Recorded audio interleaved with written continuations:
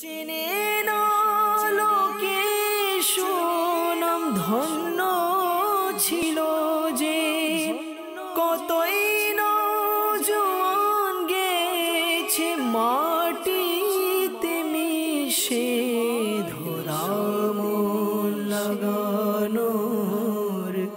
জায়গা তো নহে।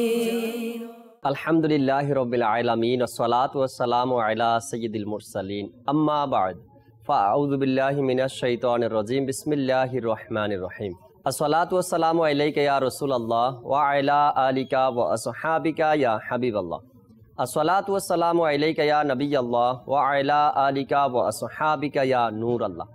প্রিয় নবী সাল্লাল্লাহু তাআলা আলাইহি ওয়াসাল্লাম ইরশাদ করেছেন, কিয়ামতের দিন আমার সবচেয়ে নিকটে ওই ব্যক্তি হবে যে দুনিয়াতে বেশি পরিমাণে দুরূদ শরীফ পাঠ করবে। সল্লু আলাল হাবিব সাল্লাল্লাহু তাআলা আলা মুহাম্মদ সাল্লাল্লাহু তাআলা আলাইহি ওয়াসাল্লাম। মাদানী চ্যানেলের দর্শক শ্রোতা, অনুষ্ঠান খ্যাতি মানেরা হলো নিশ্চিহ্ন যেভাবে, এই অনুষ্ঠানে আরও একবার আপনাদেরকে জানাই আন্তরিক মোবারকবাদ। যে যেখান থেকেই আমাদের এই অনুষ্ঠান দেখছেন, আরও একবার এই অনুষ্ঠানের পক্ষ থেকে আপনাদেরকে জানাই আন্তরিক মোবারকবাদ। দর্শক, এই অনুষ্ঠানে আমরা ওই সকল ব্যক্তিদেরকে নিয়ে আলোচনা করি যারা দুনিয়াতে হয়তোবা অপকর্মের কারণে, ইসলাম বিরোধী কাজ করার কারণে, নবী রসুলদের বিরোধিতা করার কারণে তাদের এমন নাম হয়েছে, কিন্তু তারা ভালো কিছু করতে পারেনি, তাদের আখেরাত ভালো হয়নি, এমন ব্যক্তিদের নিয়ে আমরা আলোচনা করে থাকি। যেমন আমরা এর পূর্বে ফেরাউনের ইতিহাস শ্রবণ করেছি, এর পূর্বে আমরা কারুনের ঘটনা শুনেছি, বাদশাহ আকবরের কথা আমরা শুনেছি। আজ আমরা দর্শক শ্রোতা ইয়াজিদের যে খারাপ কিছু অভ্যাস ছিল, খারাপ কিছু চরিত্র ছিল, খারাপ ব্যক্তি ছিল, ইয়াজিদের পুরো জীবনটা ছিল মিথ্যার মধ্যে, পুরো জীবনটা ছিল শরিয়াত বিরোধী কাজের মধ্যে। সদরুল আফাজিল মুফতি নাইমুদ্দিন মুরাদাবাদী রহমতুল্লাহি তাআলা তিনি বলেন যে হুসাইন রাদিয়াল্লাহু তাআলা আনহুর জমানায় ইয়াজিদ জানতো যদি হুসাইন রাদিয়াল্লাহু তাআলা আনহু জীবিত থাকে, তার জীবদ্দশায় তার সামনে আমার এই খারাপ কাজগুলো, আমার এই শরিয়াত বিরোধী কাজগুলো, আমার এই মিথ্যা কথাগুলো, এগুলো চলবে না। হুসাইন রাদিয়াল্লাহু তাআলা আনহু আমার এই কাজের মধ্যে সে বাধা দিবেই। আর সে এটাও দেখতো কি হুসাইন রাদিয়াল্লাহু তাআলা আনহু তার যে দিনের যে এক মোহাব্বত, দিনের যে এক ভালোবাসা, হুজুর আকরাম সাল্লাল্লাহু তাআলা আলাইহি ওয়াসাল্লামের দিনের প্রতি তার যে এক আগ্রহ ছিল, এই আগ্রহ আর ভালোবাসা ইয়াজিদের সকল পাপাচারকে সে ধ্বংস করে দিবে। আর এ কারণেই ইয়াজিদ ইমাম হুসাইন রাদিয়াল্লাহু তাআলা আনহু যেন দুনিয়া থেকে বিদায় নিয়ে চলে যায়, ইমাম হুসাইন রাদিয়াল্লাহু তাআলা আনহু যেভাবেই হোক সে যেন শহীদ হয়ে যায়, ইয়াজিদ এটাই চাইতো। আর ইয়াজিদ শেষ পর্যন্ত এমন কিছু কাজ করলো, এমন কিছু তার মধ্যে খারাপ অভ্যাস ছিল, এমন তার চিন্তাভাবনা ছিল যা ইতিহাসের পাতায় আজও আমরা দেখি। ইয়াজিদ মদিনাতুল মুনাওয়ারায় 12 থেকে প্রায় 20,000-এর মতো সৈন্য পাঠালো মদিনাকে ঘেরাও করার জন্য। আর সেখানে সেই বাহিনী, সৈন্যবাহিনী গিয়ে মদিনাতুল মুনাওয়ারাতে যে সকল কাজ তারা করেছে তা দর্শক শ্রোতা অকল্পনীয়, মানে চিন্তার মধ্যেও আনা যায় না যে ইয়াজিদের লোকেরা, ইয়াজিদের সৈন্যরা এমন কাজ মদিনাতুল মুনাওয়ারায় করবে। আর ওখানে প্রায় 10,000 সাহাবী সহ অন্যান্য ব্যক্তিদেরকে, মুসলমানদেরকে শহীদ করেছে তারা। এরপরে যুবকদেরকেও তারা ওখানে শহীদ করেছে, যাতে করে ইমাম হুসাইন রাদিয়াল্লাহু তাআলা আনহুর নাম নেওয়ার মতো বা ইসলামের দিনের পতাকার নিচে একজন ব্যক্তিও না থাকে। দেখুন, ইয়াজিদ যে এত চেষ্টা করলো আর এত কিছু করলো, কোনোদিনও সে পারেনি ইসলামকে মানুষের জবান থেকে, মানুষের মুখ থেকে সরাতে, আলাদা করতে। দেখুন, ইয়াজিদের মধ্যে কোন খারাপ কাজ ছিল না, ইয়াজিদের মধ্যে কোন খারাপ অভ্যাসটা ছিল না। ইয়াজিদের মধ্যে মিথ্যা ছিল, সে যখন কথা বলতো মানুষের সাথে তখন সে মিথ্যা কথা বলতো। আবার সে এমন কিছু কাজ, এমন কিছু রীতিনীতি, এমন কিছু পরিবেশ তিনি সৃষ্টি করেছিল যা শরিয়াত বিরোধী কাজের মধ্যে ব্যস্ত ছিল। যেমন ইয়াজিদ যখন ইমাম হুসাইন রাদিয়াল্লাহু তাআলা আনহু শহীদ হয়ে যান, তিনি রাদিয়াল্লাহু তাআলা আনহু শহীদ হওয়ার পরে ইয়াজিদ সে যে তার ইচ্ছা মতো তার মনের মতো যে কাজগুলো শুরু করেছিল তার মধ্যে কি ছিল?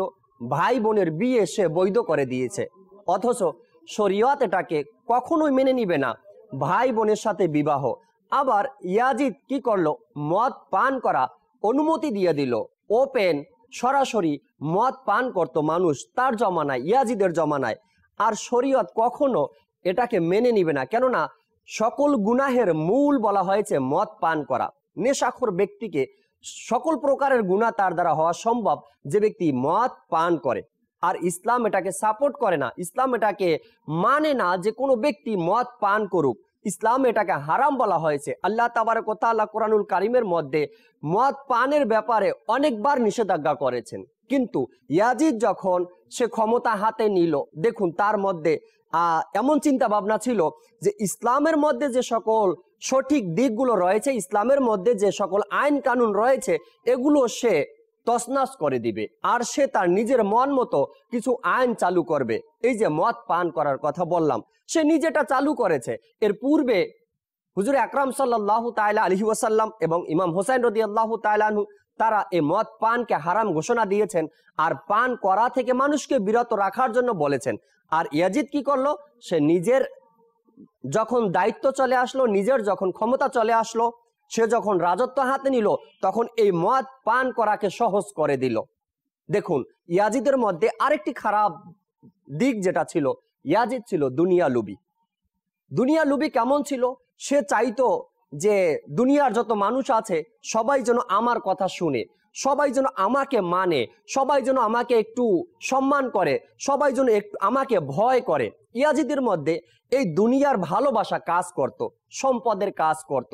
দেখুন যাদের মধ্যে দুনিয়ার ভালোবাসা থাকবে, যাদের মধ্যে দুনিয়ার মোহাব্বত থাকবে, সে সকল ব্যক্তিরা কিন্তু মিথ্যা কথা বলতে একটুও ভয় পাবে না, মিথ্যা কথা বলতে তাদের মুখ একটুও থমকে দাঁড়াবে না, মিথ্যা কথা বলতে তারা কাউকে লজ্জা করবে না। যাদের মধ্যে দুনিয়ার ভালোবাসা থাকবে, দেখুন ইয়াজিদের কথা চিন্তা করুন, অর্থাৎ যাদের মধ্যে দুনিয়ার ভালোবাসা থাকবে ওই সকল ব্যক্তিরা হারাম কাজের মধ্যে নিজের পা অগ্রসর করার জন্য কখনো সে লজ্জা বোধ করবে না, কখনো সে ভয় পাবে না। আর যাদের মধ্যে দুনিয়ার লোভ লালসা থাকবে, দুনিয়ার ভালোবাসা থাকবে, সে কিভাবে সম্মান অর্জন করবে, সে কিভাবে মানুষকে নিজের আয়ত্তে নিয়ে আসবে, এই দুনিয়ার ভালোবাসা যাদের মধ্যে থাকবে তারা কিন্তু আহলে বায়তের ভালোবাসা কখনো অর্জন করতে পারবে না যেভাবে করে ইয়াজিদ। দেখুন হুজুর আকরাম সাল্লাল্লাহু তাআলা আলাইহি ওয়াসাল্লাম এর কলিজার টুকরা ইমাম হোসেন রাদিয়াল্লাহু তাআলা আনহুর শান ও সম্মান মর্যাদা ইয়াজিদ জানতো। ইয়াজিদ জানার পরেও সে ইমাম হোসেন রাদিয়াল্লাহু তাআলা আনহুকে কি সম্মান করেছে? সে ইমাম হোসেন রাদিয়াল্লাহু তাআলা আনহুর প্রতি কি ভালোবাসা দেখিয়েছে? না, দেখায়নি। কেন দেখায়নি? তার মধ্যে ছিল দুনিয়ার লোভ। সে এটা চিন্তা করতো যদি আমি ইমাম হোসেন রাদিয়াল্লাহু তাআলা আনহুকে ভালোবাসি, আর সে যে ইসলামের দাওয়াত দেয়, সে যে তার নানা জানের ইসলামকে প্রচার করে, আমি যদি তার এই ইসলামকে কবুল করে নেই, তার সাথে চলে আসি, তবে আমার যে আশা আমি যে দুনিয়াকে পেতে চাই সেটা আমার দ্বারা হবে না। এজন্য দুনিয়ার ভালোবাসা নিজের মন থেকে বের করে দেওয়া উচিত। দুনিয়ার প্রতি যে লোভ লালসা মানুষের থাকে এগুলো অন্তর থেকে বের করে দেওয়া উচিত। যদি আমরা বের করতে পারি, আর দুনিয়ার ভালোবাসা যার অন্তর থেকে বের হয়ে যাবে, তার অন্তরে আল্লাহ তাআলার ভয় চলে আসবে, তার অন্তরে নবী করিম সাল্লাল্লাহু তাআলা আলাইহি ওয়াসাল্লামের ভালোবাসা চলে আসবে, তার অন্তরে কোরআন ও হাদিসের ভালোবাসা চলে আসবে। কোরআন হাদিসের মধ্যে আল্লাহ তাবারক ওয়া তাআলা তার প্রিয় হাবিব সাল্লাল্লাহু তাআলা আলাইহি ওয়াসাল্লাম যা ইরশাদ করেছেন আমাদের জন্য, সে এটা কবুল করে নিবে, মেনে নিবে, আর তার উপরে সে আমল করার চেষ্টা করবে। দর্শক শ্রোতা, ইয়াজিদের এর পরের যে কিছু কথা রয়েছে, এর পরের যে কিছু কাহিনী রয়েছে আমরা তাও শুনবো। সাল্লু আলাল হাবিব সাল্লাল্লাহু তাআলা আলা মুহাম্মদ। মাদানী চ্যানেলের দর্শক শ্রোতা, এই রকমের খারাপ চরিত্রের লোক, এরকমের খারাপ অভ্যাসের লোক যদি আমাদের সমাজে কেউ থাকে, আপনি বলুন তো তাকে আমরা কোন দৃষ্টিতে দেখি? অবশ্যই ঘৃণার দৃষ্টিতে আমরা দেখি। কেননা যে ব্যক্তি আল্লাহ তাআলার শরীয়তকে মানে না, যে ব্যক্তি নবী রাসূল সাল্লাল্লাহু তাআলা আলাইহি ওয়াসাল্লামের হাদিসে পাকে যা বর্ণিত রয়েছে এগুলোকে অস্বীকার করবে, যে ব্যক্তি আহলে বায়তের সাথে খারাপ আচরণ করবে, বেয়াদবি করবে, আর সাহাবা একরাম আলাইহিমুর রিদওয়ানদের সাথে বেয়াদবি করবে, ওই ব্যক্তিকে আমরা কিন্তু ভালো চোখে কখনোই দেখব না।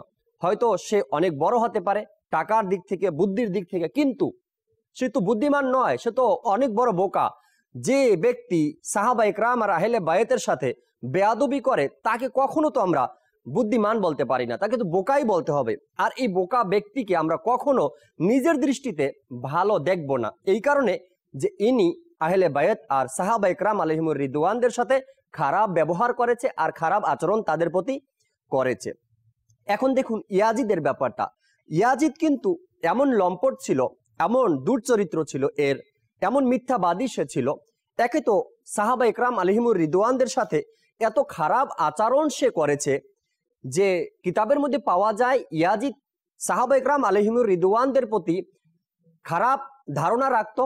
এরপরে সে সাহাবা ইকরাম আলাইহিমুর রিদওয়ানদের প্রতি বেয়াদবিমূলক কথা বলতো এবং কিতাবের মধ্যে পাওয়া যায় সে যখন মদিনাতুল মুনাওয়ারা ঘেরাও করেছে তখন সাহাবা ইকরামকে শহীদ করেছে। কেমন বকবক তিনি ছিল আর কেমন খারাপ মানুষ, কেমন ব্যক্তি ছিল ইয়াজিদ যে সাহাবা ইকরামকে শহীদ করে দেয়। এরপরে যদি আমরা আহলে বায়াতের দিকে আসি, ইয়াজিদ একমাত্র ব্যক্তি যার হাতে আহলে বায়াত শহীদ হয়েছে। আর পৃথিবীতে এমন ঘটনা ইতিহাসের মধ্যে পাওয়াই যায় না যে ইয়াজিদের মতো এত নির্মমভাবে আহলে বায়াতকে কেউ হত্যা করেছে। কেউ তো করেনি, আর এ যে করেছে খুব কঠিন আর খুব নির্মমভাবে হত্যা করেছে।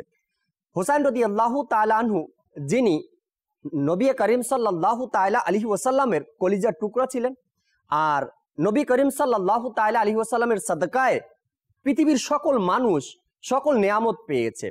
ইয়াজিদ যদি সে দুনিয়ার লোভে প্রিয় নবী সাল্লাল্লাহু তাআলা আলাইহি ওয়াসাল্লামের কলিজার টুকরা ইমাম হুসাইন রাদিয়াল্লাহু তাআলা আনহুকে সে শহীদ করার জন্য ব্যস্ত হয়ে যায়, আর তার খারাপ কর্মগুলো যাতে সে নির্দ্বিধায় করতে পারে, কোনো বাধা যেন না থাকে, এই জন্য যদি সে ইমাম হুসাইন রাদিয়াল্লাহু তাআলা আনহুকে শহীদ করেছেন। দেখুন এক ফোঁটা পানি, যে এক ফোঁটা পানি আছে, আজ পিপাসা লেগেছে, অনেক পিপাসা, আর এক ফোঁটা পানি আমাকে পান করতে হবে, না হয়তো আমি মারা যাব। এই মুহূর্তে যদি এক ফোঁটা পানি নবী করিম সাল্লাল্লাহু তাআলা আলাইহি ওয়াসাল্লামের সাদকায় কেউ পেয়ে যায় তো কত শুকরিয়া আদায় করে, আল্লাহ তোমার শুকরিয়া আদায় করছি, এক ফোঁটা পানি এই শেষ মুহূর্তে আমি পান করার জন্য পেয়েছি। আর ওই ইয়াজিদ সেই নবী করিম সাল্লাল্লাহু তাআলা আলাইহি ওয়াসাল্লামের আওলাদ আহলে বায়াত। দেখুন কারবালার জমিনে ইমাম হুসাইন রাদিয়াল্লাহু তাআলা আনহু পানির জন্য কত কান্না করেছেন, চোখের পানি জড়িয়েছেন, তার সন্তানেরা পানি পানি করে শহীদ হয়ে গিয়েছেন, কিন্তু ইয়াজিদের লোকেরা ইয়াজিদের হুকুম মতে পানি পান করতে তাদেরকে দেয়নি। কিন্তু দেখুন এখন দুনিয়ার জমিনে পানি কে না পান করে, মুসলমান হোক আর অমুসলিম হোক, সে ইসলামের পক্ষে কথা বলুক কিংবা ইসলামের বিরোধিতা করুক, সে মানুষ হোক কিংবা জানোয়ার হোক, সকল প্রাণী কিন্তু এখন পানি পান করছে। আর এই পানি কারবালার ময়দানে নবী করিম সাল্লাল্লাহু তাআলা আলাইহি ওয়াসাল্লামের সেই কলিজার টুকরা ইমাম হুসাইন রাদিয়াল্লাহু তাআলা আনহুকে দেওয়া হয়নি। আর এটা কার ইশারা ছিল, কার কথা ছিল, কার বক্তব্য ছিল, কার আদেশে হয়েছে? একমাত্র ইয়াজিদের। আজ দেখুন ইয়াজিদ যে দুনিয়া থেকে সে চলে গেল, সে তো দুনিয়া থেকে চলে গেল, কিন্তু তার এই কারবার, তার এই আখলাক, তার এই খারাপ দিকগুলো, তার এই মিথ্যার অভ্যাস কিন্তু আজও সমাজের মধ্যে পরিলক্ষিত হচ্ছে। আজও সমাজের মধ্যে দেখা যায় মানুষ নিজেকে সর্বক্ষণ মিথ্যার মধ্যে ডুবিয়ে রাখে। আজ মানুষ নিজেকে সবসময় চেষ্টা করে মদের আসরের মধ্যে ডুবিয়ে রাখতে। আজ মানুষ শুধু দুনিয়ার পিছনে ঘুরছে, যেভাবে করে ইয়াজিদ নিজেকে দুনিয়ার পিছনে ঘুরিয়ে এরপরে চোখের লজ্জা শরম সব শেষ হয়ে গিয়েছিল, আর দুনিয়ার পিছনে ঘুরে সে কত বড় বড় খারাপ কাজের মধ্যে নিজেকে নিয়োজিত করেছে। দেখুন ইমাম হুসাইন রাদিয়াল্লাহু তাআলা আনহু তিনি তো ক্ষমতার জন্য কিছু করেননি। ইমাম হুসাইন রাদিয়াল্লাহু তাআলা আনহু তিনি তো কারো সাথে ব্যক্তিগত বিদ্বেষ নিয়ে কোনো ঝগড়া বিবাদ করেননি। ইমাম হুসাইন রাদিয়াল্লাহু তাআলা আনহু তিনি তো শুধুমাত্র দ্বীন ইসলামের এই সুন্দর দিনকে, সুন্দর ইসলামকে প্রতিষ্ঠিত করার জন্যই ইসলামের দাওয়াত নিয়ে তার কাছে গিয়েছিল, যাতে করে তারা ইসলামকে বুঝতে পারে, যাতে করে তারা ইসলামের এই সুন্দর ছায়া তলে আসতে পারে।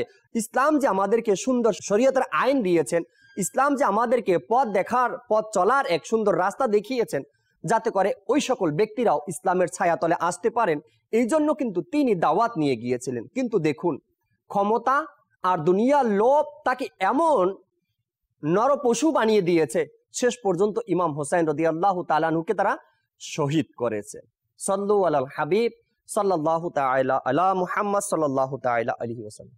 দর্শক, কোনো ব্যক্তি যদি নিজের হায়াতের মধ্যে সাহাবায়ে কেরামকে পেত বা পেয়েছে যারা, তারা কিন্তু সম্মান করেছে, তাদের সঙ্গ অবলম্বন করেছে, এরপর তাদের থেকে ফয়জ ও বরকত অর্জন করেছে, তাদের থেকে ইলমে দ্বীন অর্জন করে নিজে ধন্য হয়েছে।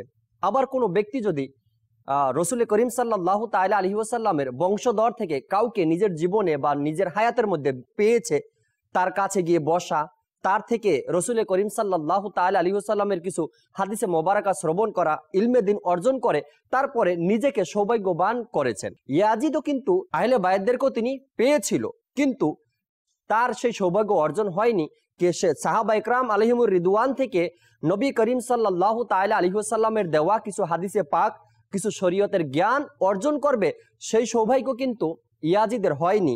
আর আহলে বায়াত থেকে আমার নবী সাল্লাল্লাহু তাআলা আলাইহি ওয়াসাল্লামের বংশধর থেকে সে যে ফয়েজ বরকত অর্জন করবে, কিছু সৌভাগ্য অর্জন করবে, সেটা তার কিন্তু হয়নি। ইয়াজিদের যে সকল বিষয়গুলো তার মধ্যে ছিল, এ ব্যাপারে নবী করিম সাল্লাল্লাহু তাআলা আলাইহি ওয়াসাল্লামের কিছু বাণী আপনাদেরকে আমি শোনাচ্ছি। প্রিয় নবী সাল্লাল্লাহু তাআলা আলাইহি ওয়াসাল্লাম ইরশাদ করেছেন যে মানুষ তখনই ইসলাম বিরোধী কাজ করবে, মানুষ মুসলমান হওয়ার পরেও, আর মানুষ সবকিছু বোঝার পরেও শরীয়ত বিরোধী কাজ করবে যখন ওই ব্যক্তির মনের মধ্যে দুনিয়ার ভালোবাসা থাকবে। আবার হুজুর আকরাম সাল্লাল্লাহু তাআলা আলাইহি ওয়াসাল্লাম এটাও বলেছেন, যে ব্যক্তি সৃষ্টির দোষ খুঁজে, অর্থাৎ কিছু মানুষ দেখবেন মানুষের দোষ খুঁজে বা অন্য অন্য সৃষ্টির দোষ খুঁজে, তো নবী করিম সাল্লাল্লাহু তাআলা আলাইহি ওয়াসাল্লাম বলেন যে ব্যক্তি সৃষ্টির দোষ খুঁজবে সেও কিন্তু এমনই হবে যে পথভ্রষ্ট হয়ে যাবে বা ইসলাম বিরোধী কিছু কাজ করবে বা শরীয়ত বিরোধী কিছু কাজ করবে। এরপরে নবী করিম সাল্লাল্লাহু তাআলা আলাইহি ওয়াসাল্লাম এটাও ইরশাদ করেছেন, যে ব্যক্তির মধ্যে ইসলামের জ্ঞান না থাকবে, যে ব্যক্তির মধ্যে শরীয়তের জ্ঞান না থাকবে, এখন আমি এত বড় হয়ে গিয়েছি, দেখা গেল যদি নামাজ সম্পর্কে জিজ্ঞাসা করা হয় তা আমি কিছু জানি না। এই জন্য হুজুর আকরাম সাল্লাল্লাহু তাআলা আলাইহি ওয়াসাল্লাম ইরশাদ করেছেন, যে ব্যক্তির মধ্যে শরীয়তের জ্ঞান না থাকবে সেও কিন্তু ধীরে ধীরে করে শরীয়তের বাহিরে চলে যাবে। সে শরীয়তের আইন নিয়ম কানুনগুলো তার কাছে অনেক কঠিন মনে হবে, সে মানতে পারবে না। আসলেই এখন আমাদের একটু সমাজের দিকে যদি তাকাই, আজ আমাদের সমাজের মধ্যে কিন্তু সুদ ঘুষের লেনদেন যদি আজ মানুষকে বোঝানো হয়, মানুষ কি বলে দর্শক শ্রোতা, যে এত কিছু মেনে চলা যায়, মেনে চলা যায় যদি আমার কাছে সেই জ্ঞান থাকে তবে আমি মেনে চলতে পারবো, আর যদি জ্ঞানই না থাকে তখন আমার জন্য কিন্তু এটা কঠিন হয়ে যাবে। আর যদি কোনো ব্যক্তিকে বলা হয় যে 5 ওয়াক্ত নামাজ তো আমার জন্য ফরজ, আপনার জন্য ফরজ, চলুন নামাজে যাই, তো ব্যক্তি মানুষ কেমন হয়ে গেছে, তারা বলে কি 5 ওয়াক্ত নামাজ জামাতে আদায় করবে, তো সময় কোথায়, আর 5 ওয়াক্তই কি পড়তে হবে, বয়স হলে পরে আমরা নামাজ পড়বো। দেখুন, যদি আমি শরীয়তের জ্ঞান অর্জন করতে পারতাম, আমার মধ্যে যদি ইসলামের জ্ঞান থাকতো, তবে আমি কখনো এই কথা বলতাম না যে 5 ওয়াক্ত নামাজ কি জামাতে আদায় করা সম্ভব, বা এই বয়সেই পড়বো কেন, আরো বয়স হোক তারপরে পড়বো। এরপরে দেখুন, যদি কোনো ব্যক্তিকে বলা হয় যে রমজান মাসের রোজা রাখা ফরজ রয়েছে, আপনি কেন রোজা রাখেন না, তো সে বলে কি আমার এই সমস্যা ওই সমস্যা, এটা আছে ওটা আছে, বয়স হোক পরে আমি রোজা রাখা শুরু করব। কিন্তু সে যদি জানতো যে রোজা না রাখলে কি ক্ষতি রয়েছে, রোজা না রাখলে যে তাকে কি শাস্তি ভোগ করতে হবে, সে এই জ্ঞানটুকু তার মাঝে না থাকার কারণে কিন্তু সেও রোজা রাখতে অস্বীকার করছে। এই জন্য নবী করিম সাল্লাল্লাহু তাআলা আলাইহি ওয়াসাল্লাম ইরশাদ করেছেন, যার মধ্যে শরীয়তের জ্ঞান না থাকবে, দ্বীন ইসলামের পক্ষে যে জ্ঞান অর্জন করা দরকার ছিল এটুকু তার মধ্যে না থাকলে সে কিন্তু ধীরে ধীরে করে ইসলাম বিরোধী কাজ, শরীয়ত বিরোধী কাজ করবে। আর ঠিক ইয়াজিদ কিন্তু এটাই করেছিল। ইয়াজিদের মধ্যে কিন্তু দ্বীন ইসলামের ভালোবাসা, মহাব্বত, শরীয়তের জ্ঞান এ সকল কিছু ছিল না, এক মূর্খ ছিল সে।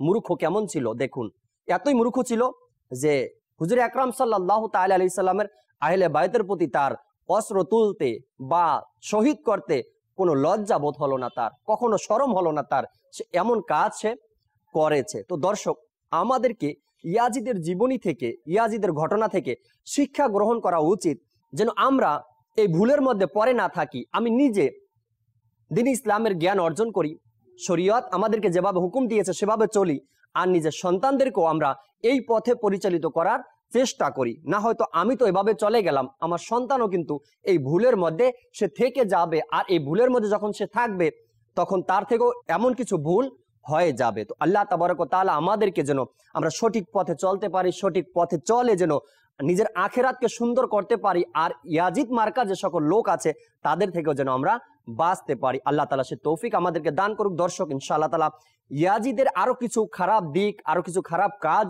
রয়েছে, এগুলো নিয়ে আমরা সামনের পর্বে আলোচনা করব ইনশাআল্লাহ। সাল্লু আলাল হাবিব সাল্লাল্লাহু তাআলা আলা মুহাম্মদ সাল্লাল্লাহু তাআলা আলাইহি ওয়াসাল্লাম। ইয়াজিদ সে এই মদ পানকে হালাল করে দিল। সে নিজে একজন মদ পানে অভ্যস্ত ছিল। ইয়াজিদ কিন্তু গান বাজনাকেও সহজ করে দিয়েছে, অথচ এটা নাজায়েজ কাজ। ইয়াজিদের আরেকটি খারাপ অভ্যাস যে আছে, সুদের লেনদেন। সে মানুষ হত্যা করতে বিন্দু পরিমাণও আল্লাহকে ভয় করত না।